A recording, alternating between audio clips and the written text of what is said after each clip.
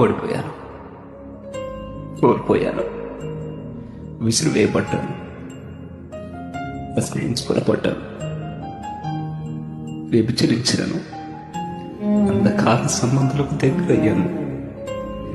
నా జీవితాన్ని తిరిగి చూసుకుంటే ఒక్క విషయంలో కూడా మెచ్చుకోదగ్గ విషయం లేదు.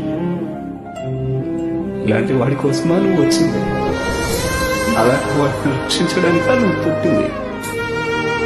దేవా, ఏమివ్వగలను తండ్రి? విరిగిన హృదయాన్ని తప్ప